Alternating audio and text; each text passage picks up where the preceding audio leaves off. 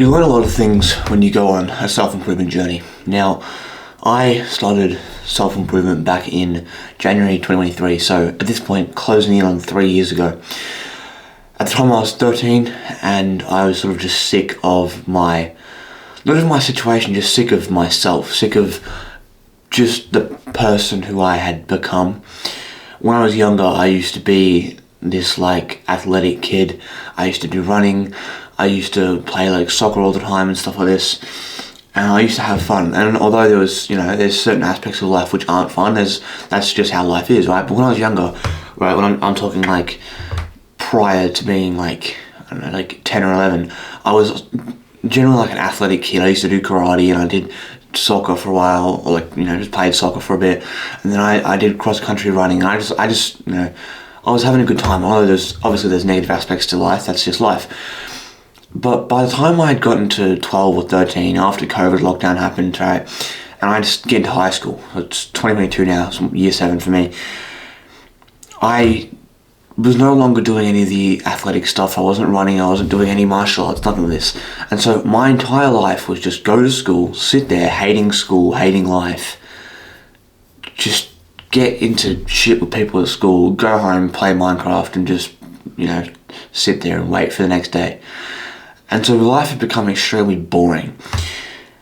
And so, the few negative aspects of life, and then the boringness, and then the me not liking really myself anymore, even at the age of 13, just led to me just being discontent with life. And so we now get to late 2022, and I started to get just sort of more angry with the world. I was starting to become apparent to myself of this sucks. I should do something about it. I realized a lot of things. And so in June 2022, I just stopped playing games. I stopped playing, gaming. And it wasn't even a deliberate thing. It wasn't even I'm going to quit video games because they're bad. It was just I didn't enjoy it anymore. So the one thing I did for fun, the one thing was playing, basically it was just Minecraft, right? I stopped doing that because I was this is boring, just playing Minecraft every day for the last 7 years. It sucks. I occasionally played Fortnite on the Nintendo, but I really didn't do that much. So I stopped doing that in June 2022. And so now I wasn't really talking to many people out. I didn't talk to anyone outside of school, didn't do any sports, nothing.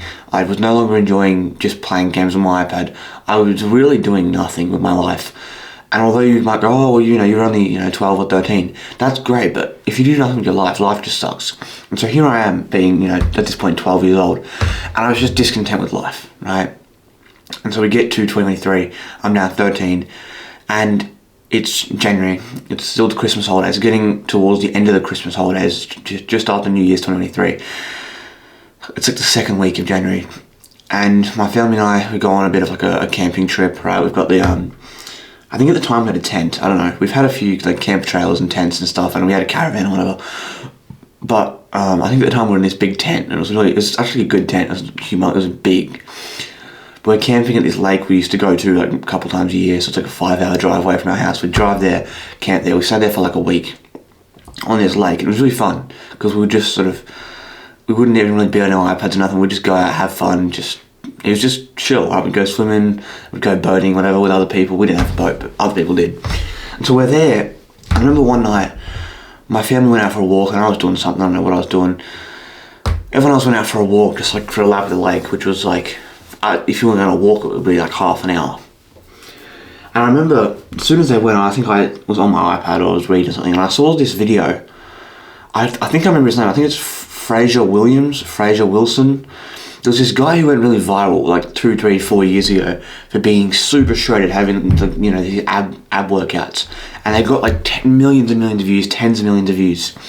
I remember seeing this video, and for some reason I just clicked on the video, and I watched the video, and it's just this really jacked, shredded guy, and he starts going through this ab workout. I was like, you know what, I'm going to do this. I don't know why. I'd never done this before, but I decided I want to do it. So I think at the time it was a cheap yoga mat, so I just go and find that, go outside, just kick away some rocks, put the yoga mat down, and do this ab workout. And that was maybe, 15 minutes. I did that. I then did a second one. Don't know why, I just did a second one. Then did a third one. And then when my family came round, and they went for a second lap, right? I think they then went to the shops or something as well, and I was there doing those bodyweight workouts for like an hour and a half, just out of nowhere. For an hour and a half, I sat there on this yoga mat on the rocks. It was bumpy, and it was annoying. But I sat there for an hour and a half for some reason doing these workouts. And I remember after doing that, and everyone else got back to the tent or the camp trailer. Yeah, it was a camp trailer at the time, camp trailer. And I remember doing that for some reason, and I just felt really good. Like after that, having done like an hour and a half of bodyweight exercise, I was really sore, I was really tired, I was like puffing and pounding, I was exhausted already. But I felt amazing. I remember I felt really good. I think I went on like a bike ride, and then I started reading a book, and I just had a great rest of the day for some reason. I felt amazing. And then I remember the next day, I did the same thing. I got up and it was like 6 o'clock. Because, obviously when you're in like a tent, the sun comes through, so you wake up a bit earlier because the sun's coming through, and it's sort of, you'll naturally wake up a bit earlier. So it's like 6:30. I get up, get dressed, I go out for a bike ride. And I'm just riding laps of the lake. I remember stopping on the other side of the lake. There's like this grassed area, and there's like I don't know what it's called, like a gazebo. It's sort of like a stage, like a wooden stage with like a cover. I remember going there and just doing like push-ups and one of these workouts. Oh no, I didn't have data at the time. So I just like did my own like push-ups and some stuff, sit-ups and star jumps, and I think I did some sprints as well. I don't know why. But I did that, and from that day, I then did 150 days, every single day, of some kind of bodyweight workout. I didn't have dumbbells, didn't have weights, nothing. Well, my dad had weights, but I couldn't really use them most of the time because he would use them when I'd be at school or at work. I remember doing that for 153 days in a row. 153 days in a row, I did those workouts. Bodyweight workouts. I'd get up, instead of 7:30, I'd get up at 6:30 in the dark, because I used to share a room with my brother. And so there's like about a foot and a half of space, maybe 2 feet of space in between our beds, which was like the walkway. I used to get up at 6 in the morning, put on my earbuds, like my cheap Kmart earbuds, and do these bodyweight workouts in the dark, like 6 in the morning, every day for months. I remember occasionally he used to like wake up and complain I was being noisy, and I'm like, I can't go to the house. But I remember doing that, and I was having a great time. And although there was still, again, as I said, there's some negative aspects of life, that's life. I was having a great time, and I got into great shape, and I went from being able to do one push-up to, in those 150 days, probably 30 or 40 push-ups in one set, being able to do a pull-up for the first time, like a terrible, terrible slow pull-up, but still I could do a pull-up. All these sorts of things. And I remember I sort of just did the hard work. And what I realised through this journey of 150 days, and then, the next 2.5 years after that, was that there is comfort in weakness, there is discomfort in weakness, and there is comfort in strength, and also discomfort in strength. When you are weak, right, you don't try hard, you don't work out, you don't do anything to benefit your life, you just scroll on your phone and sit around all day and just sort of wait for the days to go by, you might feel a bit of comfort sometimes. It might feel good, it might feel easy, it might feel relaxing. And then there's times, quite often, where you hate your life. You're discontent, you feel discomfort because of your situation. You get really motivated for a few hours and then it goes away.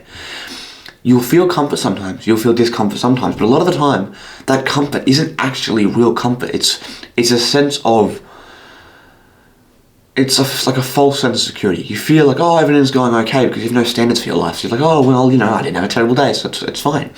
So that sense of comfort isn't actually comfort, it's just false security. And then you feel discontent, and so your life sucks.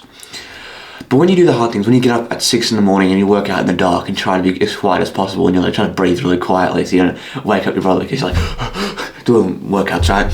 When you go through that every morning, and then you go to school, and you go to the school gym as many days as you can, and you're going for runs up and back, your street, it's like 800 meters, but you're doing that every day. When you do these things, especially when I was 13 when I did this, when you do that, there is discomfort in the getting up at 6 a.m. and just not wanting to get out of bed and just get your headphones, get your phone, and do this workout and do 30 minutes of that or go for a run. That does suck. That sucks sometimes. It sucks a lot of times. But then there is a true sense of comfort, of fulfillment, of purpose when you're doing the workout. When you get towards the end of the workout, you go one set left, and you're doing the push-ups, you're doing whatever the exercise is, or the crazy ab workouts.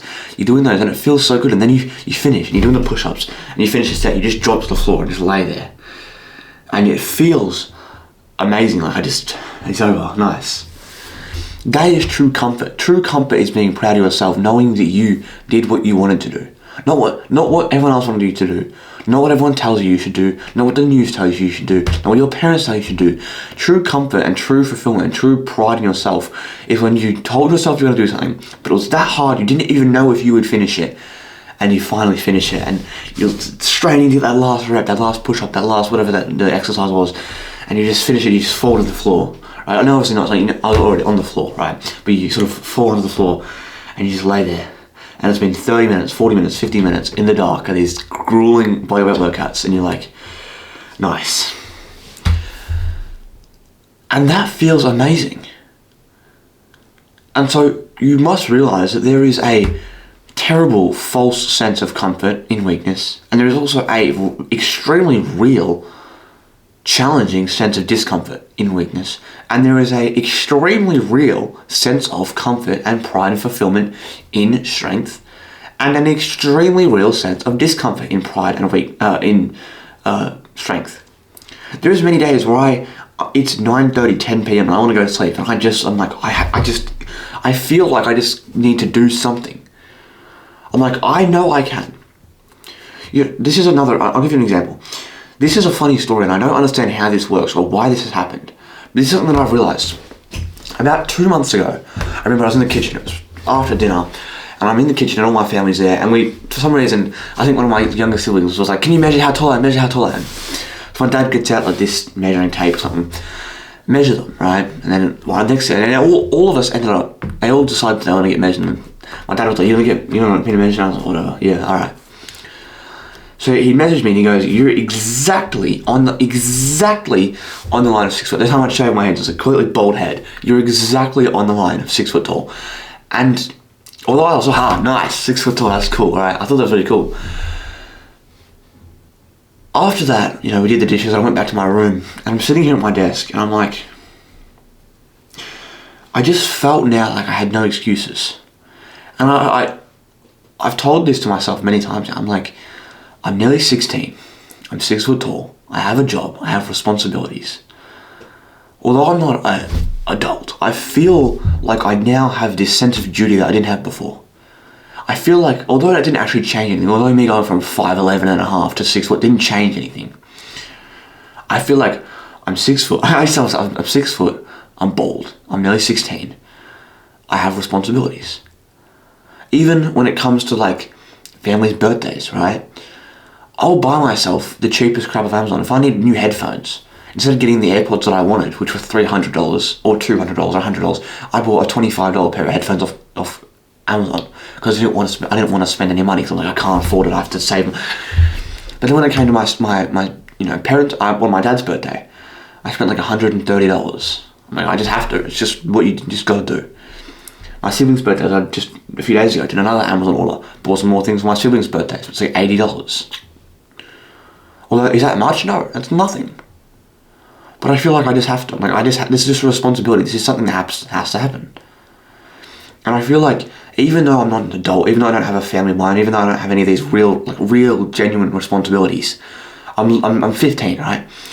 I just feel this responsibility to just get things done. Before, it was like, don't be lazy, in the future you have to.